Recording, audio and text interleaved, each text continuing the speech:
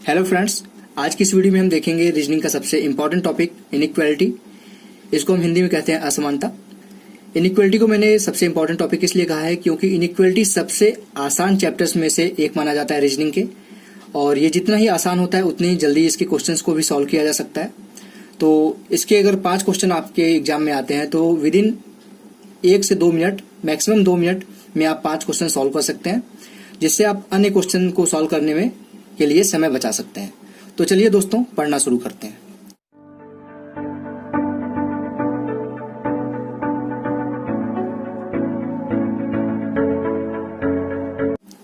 Hello friends, मेरा नाम है रोशन और आप सभी का आपके अपने यूट्यूब चैनल रोशन की क्लास में एक बार फिर से बहुत बहुत स्वागत है। आज की इस वीडियो में हम देखेंगे इनइक्वालिटी का पार्ट 1, और इस वीडियो में हम देखेंगे इनइक्वालिटी के जो 3 टाइप के क्वेश्चंस आते हैं। पहला टाइप है, इसमें मैं लिख के दिखा देता हूं आपको,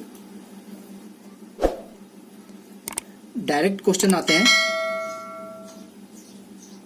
डायरेक्ट क्वेश्चन को हम यहाँ पे कॉन्सेप्ट के साथ सीखेंगे, कॉन्सेप्ट के साथ भी देखेंगे। यहाँ पे बेसिक कॉन्सेप्ट जो होता है, डायरेक्ट क्वेश्चन के साथ कॉन्सेप्ट देखेंगे तो हमारा कॉन्सेप्ट भी क्लियर हो जाएगा, और क्वेश्चन भी जो सबसे ज्यादा जो क्वेश्चन आते हैं वो डायरेक्ट क्वेश्चन ही आते हैं, तो ये सारी चीजें इसमें क्लियर हो जाएंगी। और जो दूसरा इसका एक टाइप होता है वो होता है आइदर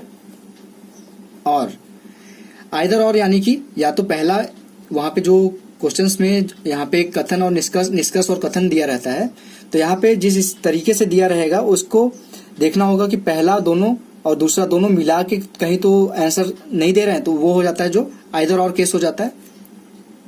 और जो अभी नया टाइप स्टार्ट हुआ है वो आपके एग्जाम के लिए, सुपर टेट के लिए तो बहुत ज्यादा इंपॉर्टेंट नहीं है, लेकिन आपको आना चाहिए। ये होता है आपका कोडेड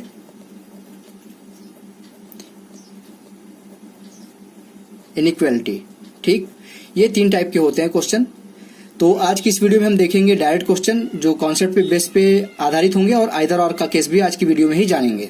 जो कोडेड इनइक्वालिटी का क्वेश्चन होगा वो नेक्स्ट पार्ट में हम देखेंगे, और उसमें हम आइदर और के क्वेश्चंस जो होंगे उसको भी उसमें सॉल्व करेंगे। तो चलिए दोस्तों, देख लेते हैं कि स्टार्ट कैसे इसको करना है। तो इसमें सबसे पहले मैं यहाँ पे आपको एक कॉन्सेप्ट बता देता हूँ कि इसमें साइन कितने तरीके के होते हैं, यानी कि चिन्ह कितने प्रकार से यहाँ पे बनते हैं। तो अगर यहाँ पे आपसे बोलता है, यहाँ पे देखिए सब कुछ लोग 4 तरीके के साइन बताते हैं, कुछ लोग 5 तरीके के साइन बताते हैं, लेकिन यहाँ पे जो साइन बनते हैं वो कई तरीके से बन सकते हैं। अगर आपसे यहाँ पे बोल रहा है, क्वेश्चन में बोल दिया, अगर डायरेक्ट क्वेश्चन ना देके आपको यहाँ पे लिखे हुए फॉर्म में दे देता है कि जैसे यहाँ पे मैं दिखा देता हूँ, ए बी से बड़ा है।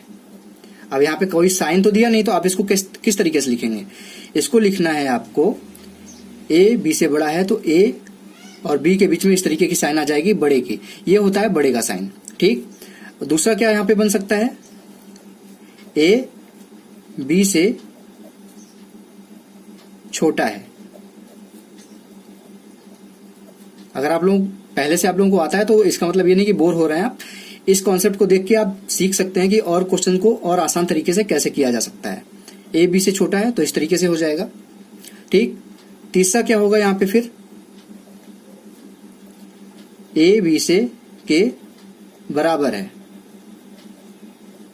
ए बी के बराबर है, यानी कि ए बराबर बी।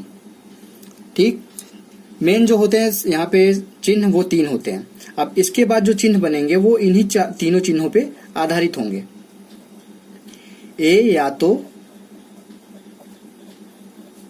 बी से बड़ा है,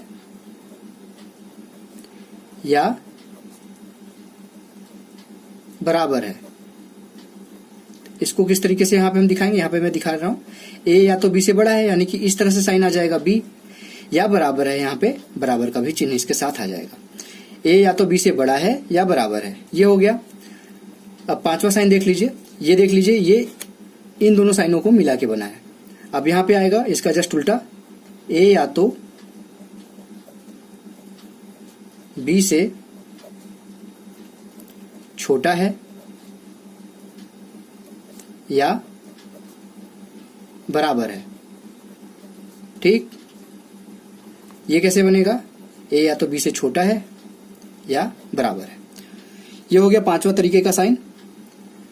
अब इसमें जो ये देख रहे हैं ये सभी यहाँ पे धनात्मक साइन है, यहाँ पे कोई भी नकारात्मक यहाँ पे स्टेटमेंट नहीं लिखा गया है। तो नकारात्मक भी स्टेटमेंट तो बन सकता है वहां पे ना। तो छठे तरीके का भी देख लीजिए। आपको यहाँ पे एक वीडियो देखने में थोड़ी सी टाइम लगेगा, लेकिन एक वीडियो देख के आपका सारा बेसिक कॉन्सेप्ट जो है इनइक्वालिटी का वो क्लियर हो जाएगा। और आज के बाद मैं गारंटी लेता हूँ कि कभी भी इनइक्वालिटी के क्वेश्चन में दिक्कत नहीं होगी। और बेसिक कॉन्सेप्ट अगर आपका क्लियर है तो आप कितना भी टफ क्वेश्चन आ जाए उसको आराम से कर सकते हैं। अब यहाँ पे एक आता है ए न तो बी से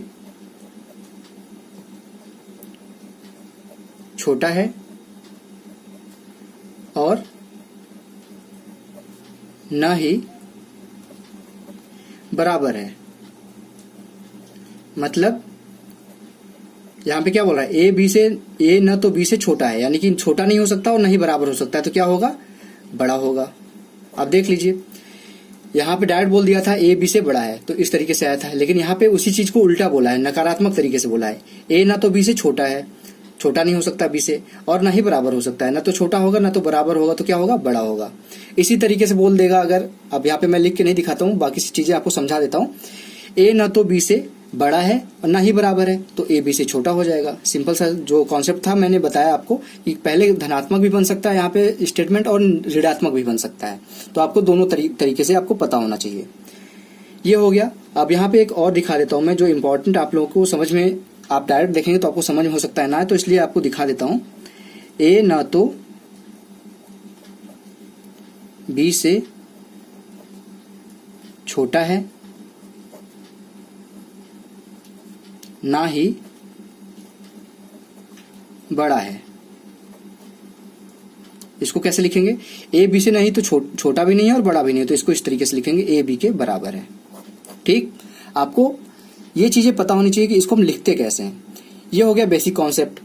अब इसके बाद देखेंगे, बेसिक कॉन्सेप्ट आपको पता हो गया, उसके बाद अब कुछ नहीं बचता। अब सिर्फ और सिर्फ आपको पता होना चाहिए कि अगर यहाँ पे कोई स्टेटमेंट दे दिया गया है तो उसको हम चेक कैसे करेंगे। जैसे कि अगर यहाँ पे मैं आपको दिखा देता हूं, इस तरीके का अगर साइन लगा है किसी के बीच में, ठीक, तो ये ए के लिए खुला हुआ गेट है। इस तरीके से देख लीजिए, मुंह जैसे खुला होता है उस तरीके से यहाँ पे खुला हुआ है, यानी कि ए के लिए बी की तरफ जाने के लिए गेट खुला हुआ है। जब गेट खुला हुआ है तो ए से बी की तरफ जा सकते हैं। लेकिन अगर इसको हम उल्टा देखें कि बी से हम अगर ए की तरफ आना चाहें तो इस तरफ से देखेंगे, तो इस तरफ से देख लीजिए गेट इस तरफ से बंद है। इस तरफ से अगर देखेंगे तो इसी को यहाँ पे लिख के देख लेते हैं।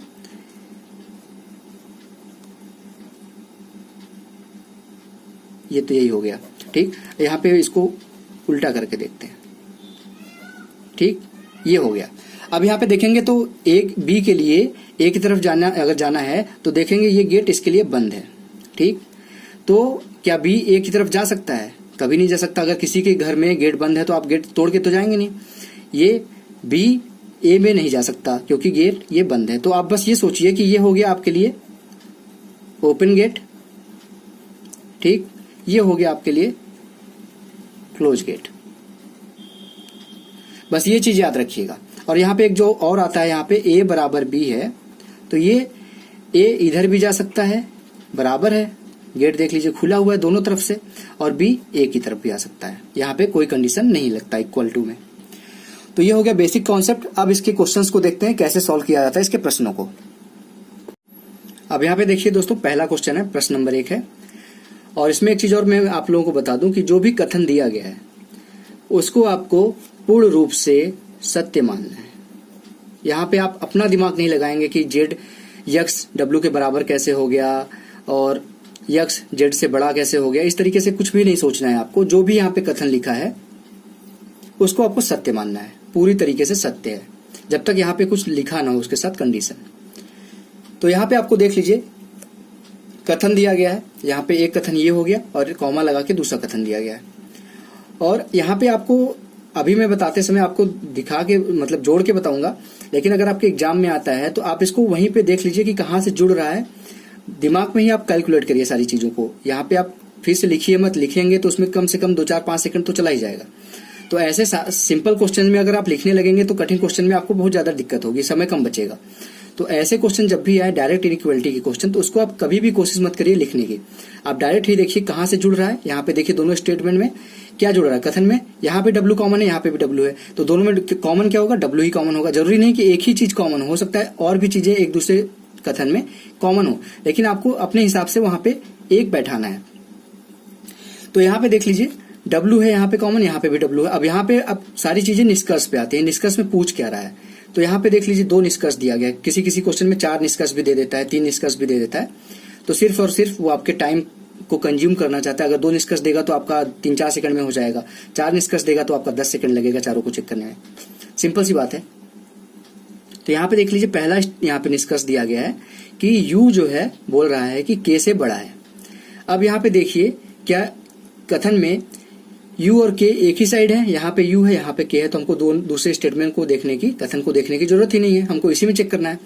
अब देखिए क्या U से हम K जा सकते हैं, U से हम चले, यहाँ पे तो हम Y तक पहुंच गए क्योंकि खुला गेट मिला, यहाँ पे भी खुला और बराबर है, बड़ा और बराबर, तो यहाँ तक हम पहुंच जाएंगे। लेकिन यहाँ पे देखिए यहाँ पे छोटा गेट आ गया, यानी कि बंद गेट आ गया, तो हम U से K तक पहुंच ही नहीं पाएंगे। अब यहाँ पे एक चीज और ध्यान दीजिएगा, शॉर्ट ट्रिक बता रहा हूँ। जब भी 2 कथन दिए, निष्कर्ष दिए गए हैं कोई भी, जैसे U और K है, एग्जाम्पल के लिए मान लेते हैं, U और K मान लीजिए यहाँ पे एग्जाम्पल के लिए, अगर इनके बीच में हमको इस तरीके से साइन मिल गई, कहीं पे हमको बड़ा का साइन मिल गया, कहीं पे छोटा का साइन मिल गया, तो तुरंत ये निष्कर्ष फॉलो नहीं करेगा, ये कथन असत्य हो जाएगा। तुरंत कट करिए, असत्य करिए उसको और आगे चलिए। टाइम आपको इन्वेस्ट नहीं करना। ये ट्रिक है कि अगर दोनों साइन किसी के बीच में मिला, अभी आइदर और का केस भी मैं बताऊंगा, लेकिन अभी के लिए आइदर और नहीं अगर लग रहा है उसमें, तो अगर दोनों साइन मिल रही है आपको चीजें, तो आप तुरंत उसको अनफॉलो करिए, यानी कि ये फॉलो नहीं करेगा, असत्य है, और आगे का निष्कर्ष चेक करिए। ये हो गया पहला ट्रिक। उसके बाद देख लीजिए यहाँ पे तो मैंने बता दिया कि ये फॉलो नहीं करेगा क्योंकि दोनों के बीच में अपोजिट साइन है। यहाँ पे बड़े का साइन है, यहाँ पे छोटे का साइन है, ठीक। तो ये हो गया आपका रॉन्ग। अब देखिए यहाँ पे है क्या, Z है, छोटा है और बराबर है K से, ठीक है। Z छोटा है, बराबर है K से। अब देखिए Z कहाँ पे है और K कहाँ है। Z देख लिए यहाँ पे है और K यहाँ पे है। दोनों को मिलाने वाली कड़ी कौन सी है, W है दोनों में।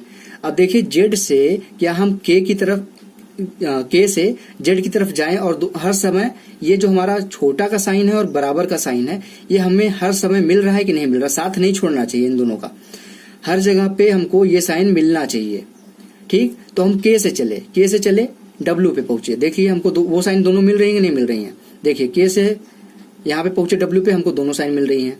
अब W से हम डायरेक्ट लिखते नहीं एक साथ मिला के, हम डायरेक्ट देखते हैं। W से हमको कहाँ जाना पड़ेगा, अब Z की तरफ, हमको W से जाना पड़ेगा X की तरफ। X और W के बीच में बराबर है, तो कोई यहाँ पे बराबर का कोई फर्क नहीं पड़ता। उसके बाद हम पहुंच गए X पे। X से देखिए Z पे पहुंचने में हमको दोनों साइन मिल रही हैं साथ में कि नहीं मिल रही हैं, तो दोनों साइन यहाँ पे भी मिल रही हैं, यानी कि हम K से चल के Z तक पहुंच गए और हमको ये दोनों साइन मिलती गई। जब तक पूरी साइन मिल रही हैं तो इसका मतलब ये हो जाएगा हमारा ट्रू, यानी कि सत्य है। तो यहाँ पे अगर आपसे पूछे कि कौन सा सत्य है, तो हमारा ये यहाँ पे हो जाएगा दूसरा ऑप्शन बिल्कुल सत्य है। ये था पहला क्वेश्चन। आपको इसमें मैंने बेसिक कॉन्सेप्ट बताया कि किस तरीके से क्वेश्चंस को चेक किया जाता है। अब देख लेते हैं इसी पे आधारित एक दूसरा क्वेश्चन। यहाँ पे देख लीजिए दूसरा प्रश्न है। यहाँ पे भी 2 स्टेटमेंट यानी कि 2 कथन दिया गया है और 2 निष्कर्ष दिया गया है, आपको चेक करना है। तो मैंने बताया कथन को चेक करने की कोई जरूरत नहीं है, सिर्फ निष्कर्ष में जो पूछ रहा है उसको फॉलो करिए। निष्कर्ष में क्या पूछ रहा है, I बड़ा है M से, ठीक। I कहाँ पे है, यहाँ पे है। M कहाँ पे है, यहाँ पे। अब देखिए I से M पहुंचने के लिए हमको किस चीज की जरूरत पड़ रही है, यहाँ पे K है, यहाँ पे भी K है, तो हमको K कॉमन, मतलब K दोनों में कॉमन है, तो हमको K टच करना ही पड़ेगा। तो हम देखिए यहाँ से I से हम जाना है हमको M की तरफ, हमको अपोजिट साइन नहीं मिलेगा तो हमारा सत्य हो जाएगा। अगर हर जगह पे ये साइन मिल रहा है या फिर बराबर का भी साइन मिल जाए तो भी हम चेक कर लेंगे उसको। अब I से गए J पे, ये साइन मिल गया। J से गए K पे, हमको ये साइन मिल गया। अब K देखिए यहाँ पे कहाँ है, यहाँ पे है।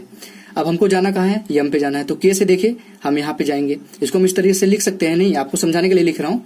I बड़ा है J से, J बड़ा है K से और K बड़ा है M से। इस तरह से लिख सकते हैं कि नहीं, जोड़ के लिख सकते हैं। तो देख लीजिए अगर लिख लेंगे तो यहाँ पे देखिए ये बड़ा है, ये बड़ा है, ये बड़ा है, तीनों जगह हमारे पास ये साइन अवेलेबल है।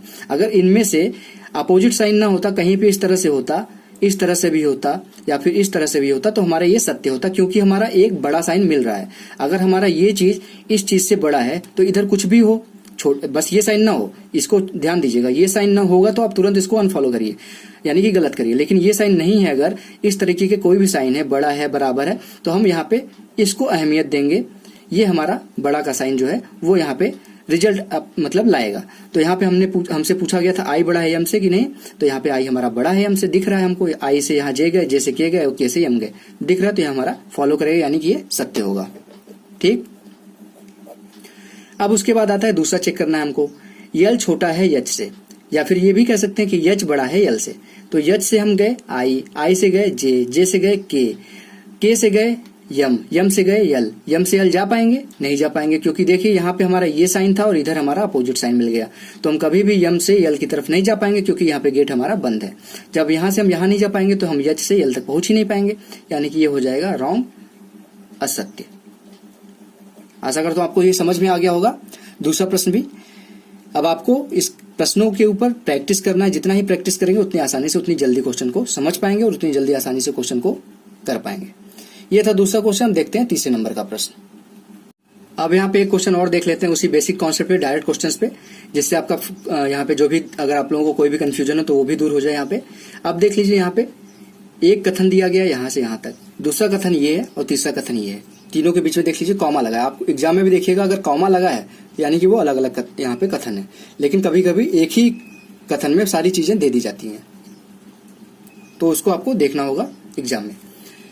अब यहाँ पे देखिए, मैंने बोला कि कथन को, समय बचाने के लिए कथन को आप मत देखिए। सबसे पहले कथन देखने के बाद पहले निष्कर्ष देखिए कि निष्कर्ष में पूछ क्या रहा है।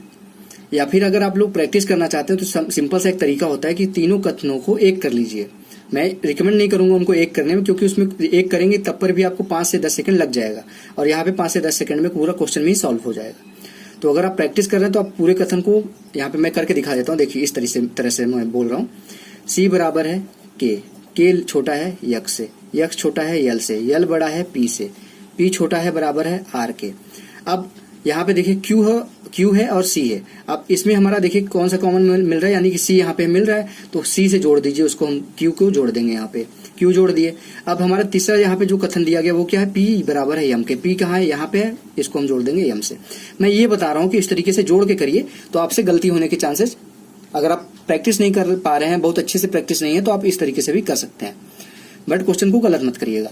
लेकिन अगर प्रैक्टिस है तो आपको ये करने की जरूरत नहीं है। आप देखते ही, प्रश्न देखते ही आप सॉल्व करने पे लग जाएंगे। आप जैसे प्रश्न देखेंगे आपको खुद ही इमेजिन हो जाएगा कि कहाँ से क्या जुड़ रहा है। अब निष्कर्ष देखने के बाद उसको उसी तरीके से जोड़ देंगे। ठीक, तो यहाँ पे देख लीजिए, यल बड़ा है बराबर है क्यू के, या फिर क्यू छोटा है बराबर है यल के। दोनों तरफ से देख सकते हैं। ठीक, अगर इधर से देखेंगे तो हमारा हो जाएगा यल बड़ा है बराबर है क्यू के, और इधर से देखेंगे तो क्यू छोटा है बराबर है यल के हो जाएगा। अब यहाँ पे देखिए क्यू कहाँ पे है और यल कहाँ पे है, क्यू यहाँ पे है, यल यहाँ पे है। अब दोनों के बीच मैंने क्या बोला था, अपोजिट साइन दिख रहा है कि नहीं दिख रहा है। यहाँ पे देखिए एक अपोजिट साइन है, यहाँ पे भी एक ये इस तरह से साइन है, और एक साइन ये मिल गया, यानी कि दोनों तरफ से अपोजिट साइन मिल रहा है, यानी कि ये रॉन्ग हो गया, असत्य हो गया। तुरंत करिए, इसको चेक करने की भी जरूरत नहीं है। ठीक, और दूसरा चेक करिए, यल बड़ा है आर से। अब यल कहाँ पे है, यहाँ पे है, आर यहाँ पे है, इनके बीच में भी देखिए अपोजिट साइन मिल रहा है आपको, देख लीजिए अपोजिट साइन मिल रहे हैं, तो ये भी हो जाएगा रॉन्ग, यानी कि असत्य। तो यहाँ पे हमारे दोनों, यहाँ पे जो निष्कर्ष है वो हो जाएंगे, कोई भी फॉलो नहीं करेगा। इस तरीके से कोई ऑप्शन होगा कि पहला और दूसरा दोनों फॉलो नहीं करेंगे। ये हो गया आपका तीसरे नंबर का क्वेश्चन। इस तरीके जो डायरेक्ट क्वेश्चन आते हैं बेसिक तरीके से, इसी तरीके से क्वेश्चन आएंगे आपके एग्जाम में। अब इसके बाद हम देखते हैं कि आइदर और का केस क्या होता है, क्योंकि हो सकता है कि ये असत्य हो, ये असत्य हो, लेकिन हो सकता है दोनों मिला के सत्य हो जाए, ऐसा भी कंडीशन बनता है, उसको कहते हैं हम आइदर और। तो आइदर और के लिए पहले मैं बता दूं कि कंडीशन क्या होती है। कंडीशन जो आपको अगर पता होगा तो आप तुरंत चेक कर पाएंगे कि आइदर और लग रहा है कि नहीं लग रहा है। तो यहाँ पे देख लिया आइदर और कंडीशन लिखा है मैंने, आइदर और केस। अब आइदर और केस में सबसे पहले यहाँ पे मैं आपको कंडीशन जो होते हैं आइदर और होने के वो बता देता हूँ। कि पहले बात, जैसे निष्कर्ष दिया गया यहाँ पे, निष्कर्ष यहाँ पे दो निष्कर्ष है, यहाँ पे पहला दूसरा कुछ भी यहाँ पे लिखा है, तो आइदर और केस बनने के लिए पहला भी केस गलत होना चाहिए और दूसरा भी केस गलत होना चाहिए, जैसे हमने तीसरे नंबर के क्वेश्चन में देखा। ठीक, उसके बाद आइदर और होने का दूसरा केस क्या बनता है, यहाँ पे ये बनता है दूसरा केस कि दोनों जो कंक्लूजन है उसमें जो वेरिएबल है वो सेम होने चाहिए। यानी कि अगर a बड़ा है b से और a छोटा है b से, इस तरीके से अगर कुछ दिया है तो यहाँ पे आइदर और केस लग जाएगा। अगर कुछ ऐसे दिया जैसे तीसरे नंबर के क्वेश्चन में लिखा था, ये दिया था निष्कर्ष, ठीक, यहाँ पे देखेंगे तो दोनों जो कंक्लूजन है, ये कंक्लूजन और ये कंक्लूजन, इनमें दोनों जो QL है इसमें भी अगर QL होता तो हम चेक करते आइदर और लगेगा कि नहीं लगेगा। लेकिन यहाँ पे Q की जगह यहाँ R आ गया था तो हम यहाँ पे चेक नहीं करेंगे। यहाँ पे मेरा बताने का मतलब ये है आइदर और केस का जो दूसरा का यहाँ पे स्टेटमेंट है, दूसरा चेक करने का नियम है कि दोनों स्टेटमेंट निष्कर्ष में आपके जो ये वैल्यूज होने चाहिए वो दोनों सेम होने चाहिए। यानी कि QL यहाँ पे है तो QL यहाँ पे भी होने चाहिए, चाहे वो Q इधर है या फिर L इधर है, इससे कोई मतलब नहीं है, लेकिन दोनों संख्या जहाँ जो यहाँ पे अक्षर है वो दोनों होने चाहिए यहाँ पे, ठीक। जैसे यहाँ पे लिखा गया है AB यहाँ है तो ये जरूरी नहीं कि AB ऐसे लिखा है और यहाँ पे B लिखा है तो ये नहीं होगा, ये चेक करना पड़ेगा आपको कि आइदर और है कि नहीं है, क्योंकि दोनों वेरिएबल यहाँ पे सेम है। ये हो गया दूसरा चीज यहाँ पे जो आइदर और में कंडीशन चेक करनी होती है। और तीसरा कंडीशन क्या चेक करना होता है इसमें कि जितनी संभावनाएं बन रही हैं, जैसे यहाँ पे लिखा गया है A ग्रेटर देन B, ठीक, और यहाँ पे लिखा गया है A लेस देन B, ठीक। तो यहाँ पे तो देख लीजिए, अगर कंडीशन चेक करेंगे, अगर उसमें हमारा C एंड D आ रहा है यानी कि कैन नॉट डिटरमाइन, किस यहाँ पे जो संबंध है वो स्थापित नहीं किया जा सकता, तो हमको यहाँ पे तीनों संभावनाएं चेक करनी पड़ेंगी कि A बड़ा है B से, A बराबर है B के, या फिर A छोटा है B के। ये तीनों हमारा अगर ट्रू हो रहा है तो आइदर और लगेगा, अगर इसमें से कोई एक भी ट्रू नहीं हो रहा है तो हमारा आइदर और केस नहीं लगेगा। ये 3 तरीके होते हैं चेक करने की आइदर और है कि नहीं है। अगर इन तीनों को फॉलो करता है तो हमारा केस आइदर और होता है। तो चलिए दोस्तों देख लेते हैं आइदर और के ऊपर भी 1-2 क्वेश्चन, उसके बाद नेक्स्ट जो पार्ट बनाएंगे उसमें आइदर और के डिटेल में क्वेश्चन देखेंगे और वहां पे कोडेड इनइक्वालिटी भी देखेंगे। अब यहाँ पे देखिए आइदर और का केस दिखाने के लिए मैंने यहाँ पे एक एग्जाम्पल ले लिया है। अब ये दिख रहा होगा आपको कि बहुत बेसिक कॉन्सेप्ट सा, डायरेक्ट सा दिख रहा है, लेकिन देखेंगे कि ये डायरेक्ट सा दिख रहा हुआ यहाँ पे जो कथन लिखा गया है वो आपके आइदर और कॉन्सेप्ट को एकदम क्लियर कर देगा। ये था कथन पूरा लिखा हुआ है एक लाइन में। अब यहाँ पे 2 निष्कर्ष लिखे हुए हैं, B बड़ा है D के और D से, और B बराबर है D से। तो यहाँ पे चेक करिए कि B कहाँ है और D कहाँ है। B यहाँ पे देख लीजिए है और D यहाँ पे है। अब B से बोल रहा है B बड़ा है D के, तो B क्या बड़ा है D से, कह सकते हैं यहाँ पे, क्योंकि यहाँ पे 50% चांस तो है बड़े होने का, लेकिन 50% चांस है बराबर भी होने का। यहाँ पे 50% चांस है बड़ा होने का, यहाँ पे 50% चांस है बराबर होने का। तो हम डायरेक्ट तो कह नहीं सकते कि B बड़ा है D से, ऐसा कुछ नहीं कह सकते। हमारे ये 50% चांस है, 50% संभावना है, संभावना, ठीक, 50% संभावना है इसके होने की। अब यहाँ पे दूसरा जो है, यहाँ पे देख लीजिए B बराबर है D के, यहाँ पे भी अगर B से D चेक करें तो यहाँ पे बराबर की भी संभावना 50% है, यहाँ पे भी 50% संभावना है इसकी, ठीक। ये हो गया आपका। अब जो मैंने अभी कंडीशन बताया आइदर और चेक करने का, वो देखिए चेक करिए कि वो हो रहा है कि नहीं हो रहा है।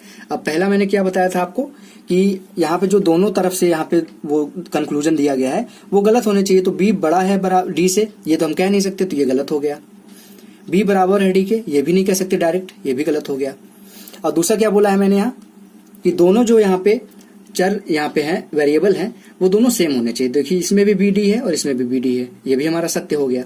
और तीसरा क्या बोला मैंने, तीसरा यहाँ पे मैंने बोला कि जो भी संभावनाएं होंगी, यहाँ पे देखिए जितनी संभावना है, B से D बड़े होने की भी संभावना और B D के बराबर होने की संभावना है, दोनों यहाँ पे फुलफिल हो रही हैं, सत्य हो रही हैं कि नहीं हो रही हैं। तो देख लीजिए 50% चांस तो इसके हैं और 50% चांस इसके हैं, यानी कि 100% चांस अगर दोनों को मिला दिया जाए तो 100% चांस हो जाएंगे इसके होने की। तो यहाँ पे हमारा आइदर और केस बनेगा, यहाँ पे आएगा आइदर 1 और 2, ठीक। वहां पे आपके पास ऑप्शन रहेगा या तो पहला या दूसरा, ठीक।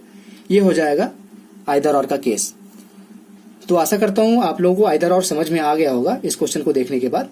अब यहाँ पे आइदर और का केस एक तरीके से और बनता है, वो भी मैं आप लोगों को दिखा देता हूँ आज ही की वीडियो में, और नेक्स्ट वीडियो में हम डायरेक्ट आइदर और के केस क्वेश्चंस को सॉल्व करेंगे। अब यहाँ पे एक देख लीजिए, वही लेते हैं यहाँ पे कथन, फिर से एक ही कथन मैंने बोला कि वो आपके सारे आइदर और कॉन्सेप्ट को क्लियर कर देगा। तो देखिए फिर से वही ले लेते हैं एग्जाम्पल। यहाँ पे ये हो गया आपका, और यहाँ पे पहला निष्कर्ष है और दूसरा निष्कर्ष है। ठीक, पहला निष्कर्ष क्या है, ए बड़ा है ई से, और दूसरा क्या है, ए छोटा है बराबर है ई के। अब इस क्वेश्चन में देखिए कि यहाँ पे दोनों तरफ से देखिए, पहले तो मैंने जो बोला था कि यहाँ पे जो कंक्लूजन है वो देखिए दोनों गलत है कि नहीं है, आइदर और चेक करने के लिए। ए बड़ा है ई से, ए से ई की तरफ चलिए, यहाँ पे देखिए इस तरफ से खुला हुआ गेट मिलता गया लेकिन यहाँ पे बंद गेट मिला, तो ये हमारा हो जाएगा गलत। अब देखिए ई से जाइए ए की तरफ, या फिर ए से जाइए ई की तरफ, लेकिन यहाँ पे खुला बंद गेट है तो यहाँ पे इस तरफ से जाइए, ई से जाइए ए की तरफ, तो ई से एक तरफ जाइए तो यहाँ पे देखिए खुला हुआ गेट मिलेगा लेकिन यही भी बंद मिल गया, यानी कि हमारा ये भी जो निष्कर्ष था वो भी गलत हो गया। अब चेक करिए कि दोनों में जो वेरिएबल है वो सेम है कि नहीं। यहाँ पे भी देखिए ए ई है, यहाँ पे भी ए ई है, यानी कि ये भी हमारा कंक्लूजन जो हमने देखा था संभावना जो चेक करने का वो भी सही है, आइदर और। अब तीसरा क्या था कि जितनी संभावनाएं बनेंगी क्या वो तीनों फुलफिल हो रही है कि नहीं। ए ई से बड़ा है, ए यहां से चला, यहाँ पे देखिए बड़े का साइन भी है ए और ई की तरफ, छोटे का भी साइन है ए और ई के बीच में, और बराबर का भी साइन है। इन तीनों साइन के अलावा कोई साइन आ सकता है क्या, यहाँ पे नहीं आ सकता। तो तीनों साइन मिला के कहीं ना कहीं आपके 100% संभावना को पूरा करेंगी। ए ई से बड़ा है या फिर ए ई से छोटा है बराबर है, यानी कि तीनों संभावनाएं हो गई ना यहाँ पे। अब तीनों संभावनाएं यहाँ पे देख लीजिए हो रही हैं, ए ई से बड़ा भी हो सकता है यहाँ से जाके, और ए ई से छोटा और बराबर भी हो सकता है इसकी वजह से। तो हमारी तीनों संभावनाएं भी फुलफिल हो रही हैं और दोनों तरफ हमारे जो वेरिएबल है वो भी सेम है, तो हमारा तीनों यहाँ पे हो रहा है, तो यहाँ पे भी हो जाएगा आइदर 1 और 2, या तो पहला ऑप्शन सही है या फिर दूसरा ऑप्शन सही है, ये आपका हो जाएगा क्लियर। तो ये था आइदर और का कॉन्सेप्ट। अब नेक्स्ट वीडियो में मैं आप लोगों को सेकंड पार्ट में दिखाऊंगा नाइदर नॉर का कॉन्सेप्ट, कि कहाँ पे या तो ऐसे आता है ना कि ना तो पहला सही है ना तो दूसरा सही है, इस तरीके को कहते हैं नाइदर नॉर। और आपके कोडेड इनइक्वालिटी के जो क्वेश्चन बनते हैं उसको भी उसमें मैं दिखाऊंगा। तो दोस्तों आज के लिए इतना ही। आपको अगर आज की वीडियो में दिखाए हुए प्रश्नों से कुछ सीखने का मौका मिला है तो प्लीज इस वीडियो को लाइक कर दीजिएगा, और अगर अभी तक रोशन की क्लास यूट्यूब चैनल को सब्सक्राइब नहीं किए तो प्लीज नीचे लाल कलर का सब्सक्राइब बटन होगा, उस पर क्लिक करके सब्सक्राइब कर दीजिए, और साथ ही साथ बेल आइकन पर भी क्लिक कर दीजिए। तो दोस्तों मिलते हैं नेक्स्ट वीडियो में, तब तक के लिए आप लोगों का बहुत बहुत धन्यवाद। जय हिंद, वंदे मातरम।